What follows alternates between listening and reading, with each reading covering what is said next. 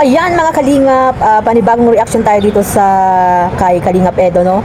About po dito sa pasasalamat niya sa mga taong talagang sumusuporta po sa kanya at nag-alala noong siya ay nagkasakit, mga Kalingap. At syempre dito kay kanyang hubby na si Beyonce, na talagang nagpasalamat din si Papa Eds, mga Kalingap, no? Dahil siguro si Beyonce ay napaka-supportive po dito sa kanyang hubby. Ayan, kanyang hubby na si Kalingap Edo, mga Kalingap. So ayan guys, no? Bago natin simulan ang ating reaksyon, no, mga Kalingap, ayan, nandito tayo sa labas ulit at sa fifth floor po kami, mga Kalingap. So medyo maganda po ang panahon dito sa Taiwan, no? Shout out dito sa mga OFW po na nandito sa Taiwan. Ayan, shout out po sa inyo. At ayun guys, no, shoutout din tayo dito kay Kuya Bal, kay Ate Edna, Kalingap Rab, at sa lahat po ng mga nasa landing pad, mga ambasador. Ayan, supportahan po natin sila, mga Kalingap. Kailangan din nila ng suporta natin para mas marami po silang matutulungan din, no, nangangailangan po dyan sa mandakot ng lugar po dyan sa Pilipinas, yung mga ambasador po, mga Kalingap.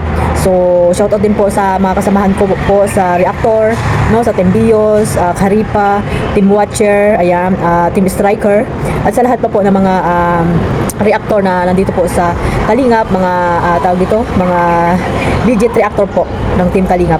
At ayan guys, no, panibagong reaction tayo dito sa kay Kalingap Eds, na nakuha ko po ito yung video na ito sa Facebook at ano ko lang ni-record, mga Kalingap. Talagang maganda po yung sinabi dito ni Papa Eds, no, nung live niya siguro ito, mga Kalingap. At ayun, pakinggan natin guys yung clip video na nakuha ko po dito sa isang content creator dito sa Reels, mga Kalingap, na in-upload nila about po dito kay sa sinabi ni Papa Eds, mga Kalingap.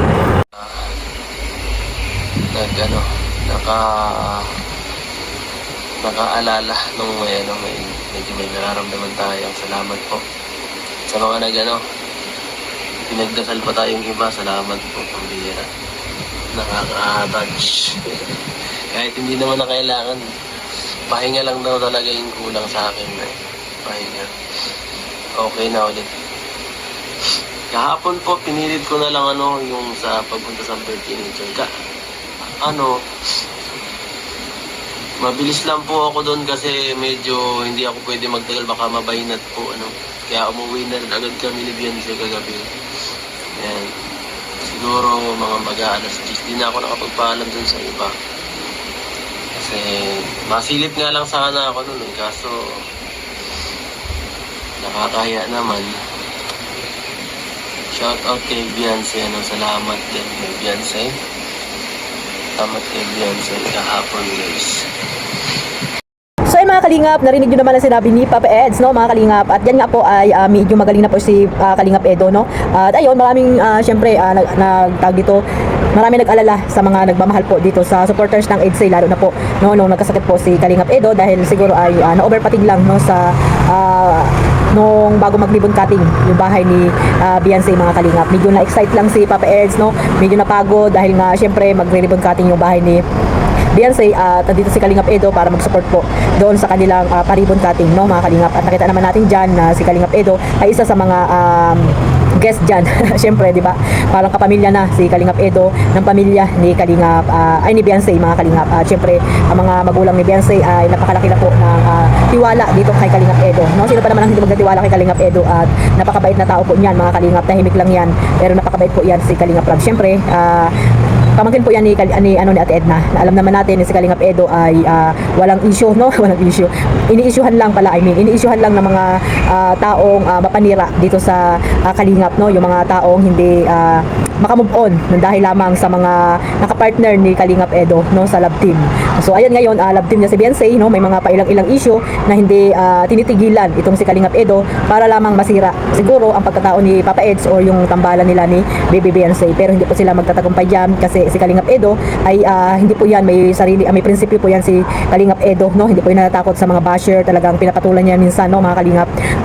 Siyempre kaya naman ganoon si Kalingap Edo kasi nga hindi naman totoo, di ba, yung mga binabatong mga paninira at kung ano-ano at kung sino-sino mga pinapartner o nililink sa kanya, mga Kalingap. Ultimo nagsusupport po sa EDSA, ayan, no, yung mga nagkukunwaring supporters ay talagang binabas po itong si Kalingap Edo dahil lamang sa mga babaeng hindi naman totoo na nililink po dito kay Kalingap Edo. So ayan guys, no, napalayo na tayo ng about po dito sa video na to. Nagpasalamat si Kalingap Edo sa mga sumusuporta sa kanya noong nagkasakit siya, no. Hindi naman daw talaga maano na sakit yun, kaya okay lang naman daw siya. Siyempre ayun, no, narinig natin dyan, no, nung birthday ni dito ni Dan Joy, no? Ni Joy, I mean, Dan Joy tuloy. Nung birthday ni Joy ay nakita ko doon si Kalingap Edo, no? Kailangan natin hindi siya makapunta kasi nga hindi siya nakasali sa sayaw kasi nga nung time na yon ay nagkasakit nga po siya mga kalingap. So kahit na medyo hindi pa siya okay, no? Sabi niya nga pumunta pa rin siya mga kalingap bilang isang pagsuporta po dito sa Kalingap Angels at kay Kalingap Rob syempre na nag-birthday po si Joy mga kalingap, pumunta si Kalingap Edo at ayun nasabi nga dyan ni Kalingap Edo, grabe guys, kinilig tayo dyan, no? Sa mga supporters ng EDSA, no? Na talagang kasama niya si Beyonce na umuwi na, no? Saglit lang sila doon sa party kasi nga baka mabinat pa daw si Kalingap Edo kaya ayun nagpunta lang siya para makita siya din doon, no? Ng mga Kalingap partners, no? Mga Kalingap Angels, ayan si Beyonce sinamahan niya lang siguro para makapunta rin po sa birthday ni Joy at ayun nga umuwi sila, no? Agad ni ni Beyonce, ayan guys, no? At hindi na talaga may kakailan na si Beyonce at Papa Eds ay talagang support po sa bawat isa. Siyempre kahit pag-uwi, no, ni Beyonce, no, kahit nga medyo hindi pa magpaparamdam ni Papa Eds ay hinahatid niya itong si Beyonce para safe na makarating sa kanilang bahay mga kalingap. At ayun nga sabi nga ni Papa Eds dyan na magkasabay silang umuwi, no, ni Beyonce at siyempre nagpasalamat siya kay Beyonce. Ayan, syempre pasalamat siya kay Beyonce. Talagang nakasupport po sa kanya itong ang kanyang YP. So ayun guys, no, maraming salamat po sa suporta ninyo sa EDSA, no. At mga million views na binibigay niyo po dito sa upload ni Kalingap Rob dito sa episode po ng EDSA. Sana patuloy niyo lang po suportahan at hanggang dulo ay nandiyan po kayo mga kalingap kahit na po may mga taong hindi masaya dito sa tambalang EDSA ay nagiging matatag pa rin po at marami pa rin sumusuporta po dito sa tambalang EDSA mga kalingap na dapat nating suportahan, di ba? Ang EDSA, no, na mula noon hanggang ngayon ay talagang pakikiligin kayo, no, sa mga bawat episode na pinapalabas ni Kalingap Rob. So ayan guys, tapos ang bahay ni Beyonce, napakalaking bahay, no. At ayun nga, no, may naano din po ako, no, na isama ko na rin dito para pag-isahin ko na rin yung reaction ko. Narinig ko doon sa live ni ni Bulong, no, ni Ridsay na parang may nagbibigay daw ng kotse dito kay Beyonce, pero against po, hindi po pumayag, parang ayaw ni Kalingap Edo at ng mga Kalingap He-Boys at kahit si Kalingap Rob hindi pa rin pabor na bigyan si Beyonce ng sasakyan, no. Dapat daw unahin yung negosyo kasi napaka laki ng bahay nila, maraming gastos dyan mga kalingap, no, sa kuryente pa lang, syempre sa pagkain din mga kalingap. Mabulsa na kung may trabaho na si Beyonce na kailangan lang ng sasakyan, di ba mga kalingap. So dapat negosyo muna ang unahin na ibigay dito sa pamilya ni Baby Beyonce para makatulong din sa kanila. So ayan po yung sinabi dyan nila Edo at ni Kalingap Rob at ng mga K-Boys, no, doon sa live ni Bulong mga kalingap ni Ridsay.